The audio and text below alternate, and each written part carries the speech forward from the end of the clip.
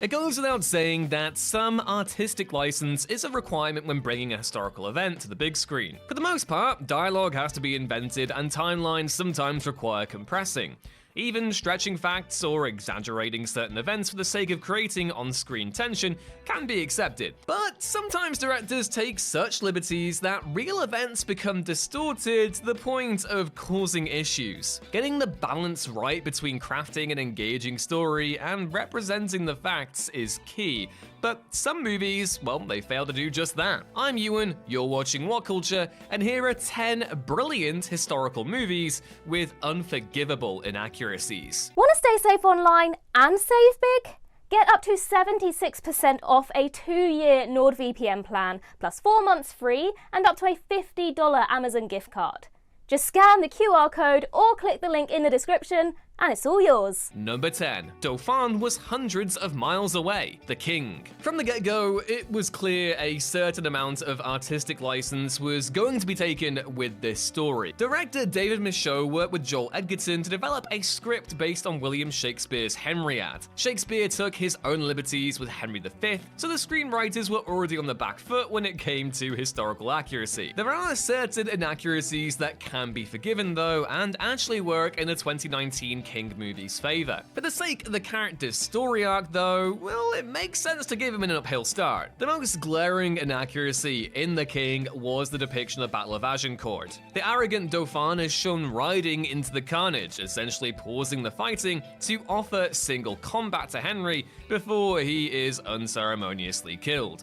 In reality, the real Dauphin was hundreds of miles away, in ill health, and was an incredibly pious and humble man. Single combat was also something that rarely happened, and certainly not in the midst of a big battle. Number 9. Prince Edward would never have been allowed to escape. Outlaw King. Starring Chris Pine as the famed Robert the Bruce, Outlaw King is one of the more enjoyably violent historical movies to have released over the last 10 years. After the bid for Scottish sovereignty is dismembered, along with William Wallace, Bruce rises up in an attempt to gain independence for his country. Whereas Braveheart was riddled with historical inaccuracies, Outlaw King does a pretty good job of capturing the reality of the time. The final showdown depicts the Battle of Loudon Hill, and apart from a few divergences from the tactics used, it is an effective scene which more or less captures the reality of medieval combat. However, towards the end of the battle, the former Prince Edward, now King, offers single combat to Bruce. He loses and then is allowed to just run away. This moment kind of ruins things. Not only was Prince Edward not at the battle in the first place, but had he been, there is no way such a valuable hostage would have been allowed to escape. Number 8. Henry Huck was not a drunk. Zulu. Starring Michael Caine in his breakout role as Lieutenant Gonville Bromhead, Zulu tells the story of Rorke's Drift. The 1879 battle involved just under 150 British soldiers holding off a force of some 4,000 Zulu warriors. One of the most egregious inaccuracies, though, was the handling of the real-life figure Private Henry Huck. Portrayed by James Booth in the movie, the character is described as an insubordinate drunk and former thief. In reality, Huck was a model soldier who never drank and was highly respected among his peers. His relatives were so offended by his portrayal that they allegedly walked out of the screening. Number 7. The portrayal of the British. The Patriot. For those who haven't seen The Patriot, and it doesn't really get a hard recommendation from me, sorry, it's essentially an American Braveheart. Gibson plays Benjamin Martin in the movie, a composite character inspired by several real-life figures. He's forced to take up arms after the English burn down his home and kill one of his children. Due to the character's story being largely fictional, the filmmakers cherry-picked what historical facts to draw from. To drum up a sense of loathing for the occupying force, the film portrays the British in 2 ways.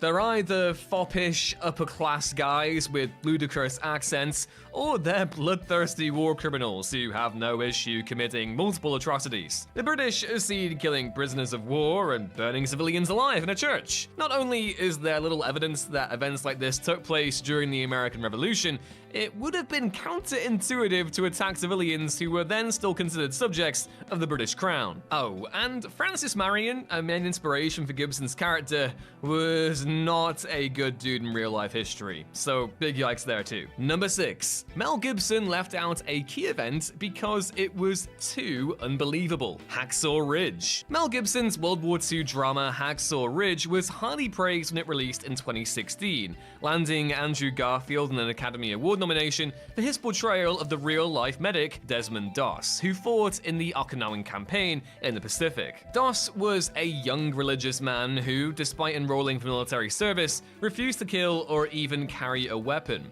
Despite the ridicule he received from his commanding officers and fellow soldiers, he was eventually hailed as an American hero. During the bloody Battle of Okinawa, he constantly put his life in danger and saved a total of 75 soldiers, earning himself the Medal of Honor in the process. That's one brave soldier. However, one of Doss's most impressive actions was actually left out of the film because Gibson thought people wouldn't believe it. That's how cool this guy was. During the battle, Doss is shown batting away a grenade to save his comrades and is then carried away on a stretcher. In reality, Doss was left waiting for that stretcher for hours, and when help finally came, he insisted someone else take it. If that wasn't enough, he then had his arm shattered by a Japanese sniper bullet and was forced to crawl back to safety on his own. Number 5. There was no Major Erwin Koenig. Enemy at the Gates. Enemy at the Gates is a World War II epic that claims to tell the true story of a Russian sniper, Vasily Zaitsev, Jude Law, as he faces off with his German counterpart, Major Erwin Koenig, played by the always brilliant Ed Harris. Set against the backdrop of the Battle of Stalingrad and featuring Bob Hoskins as Khrushchev, which is just impeccable casting, the central plot revolves around the duel between the two snipers as they become symbols of the Eastern Front. Enemy at the Gates' depiction of Stalingrad was one of a twisted hellscape.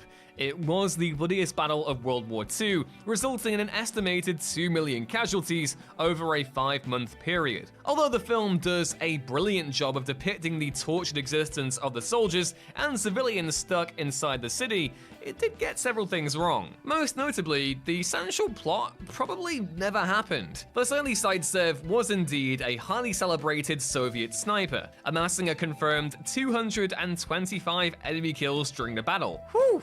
Zaitsev even wrote about the famed duel in his diary after the war, but German records show that this supposed opponent never existed. The story of Zaitsev's heroic duel may not have even happened. Number 4. Balian was never a blacksmith. Kingdom of Heaven. Although largely enjoyable, Ridley Scott's 2005 epic Kingdom of Heaven does fall victim to several historical inaccuracies. The story follows Balian, Orlando Bloom, a young blacksmith who flees to the Holy Land in search of salvation. By the end of our movie, our lowly blacksmith has become a lord, leading the defense of Jerusalem. Most of this is nonsense though. Balian was a real figure who defended Jerusalem, but they were born into nobility. There is no way a blacksmith could have risen to the position that he does in the film, or have an affair with the Queen of Jerusalem either. That's just completely far-fetched, even if you are Orlando Bloom. Number 3. Commodus died under completely different circumstances. Gladiator. Ridley Scott knows how to make a great historical drama. His Roman epic, Gladiator, is no exception. It follows the tale of Maximus Decimus Meridius, a Roman general who is betrayed when he refuses to support the rule of Commodus, Joaquin Phoenix, the murderous son of Marcus Aurelius, played by Richard Harris. The fictional Maximus becomes a gladiator in the far provinces of the Roman Empire, but fairly soon his skill and fame bring him to the Colosseum in Rome. He fails to win his freedom, but finally gets his revenge, killing Commodus during an epic showdown in the arena. Now, it is true that Commodus was a fairly loathed ruler, but he most certainly did not kill his father. It's also true that he often fought in the Colosseum, but never really in a fight that would put him in any danger. If anything, the movie missed a trick by not including Commodus's true fate. After years of paranoid rule, he was assassinated by being strangled to death in a bath by a Roman pro wrestler. Number 2. All of it? Braveheart. The liberties taken with this film are just too many to count, so we'll just explore the most glaring for now. Firstly, the famed Battle of Stirling Bridge was depicted without a bridge. Secondly, Princess Isabella, who Wallace supposedly in the movie sired a child with, was 9 at the time of his death. Thirdly, the name Braveheart was actually the nickname the Scots gave to Robert the Bruce. None of these factors come close, however, to the ridiculousness of dressing everyone in kilts and tartan. Kilts didn't come into fashion for another 200 years after the death of Wallace. That's a worse inaccuracy than having the characters in a World War I drama wearing some Air Jordans. It's just really dumb. And number 1, the human sacrifice scene was grossly exaggerated. Apocalyptto. Mel Gibson's 2006 action-adventure movie Apocalyptto, set in Mexico during the early 1500s, is wildly thrilling. What's more, this portrayal of the Maya civilization in decline offers a striking commentary on our own society as it is today. The Maya upper class in the movie are shown as indulging in excess, whereas the lower classes are exploited for cheap labor. The exploitation of the environment is shown through the degradation of the forest, and human sacrifice is used to symbolize the political manipulation of the populace. But when it comes to that big ol' mass human sacrifice scene, Gibson took some pretty big liberties. It's true the Maya conducted human sacrifices, but nowhere near to the brutal scale shown in the movie.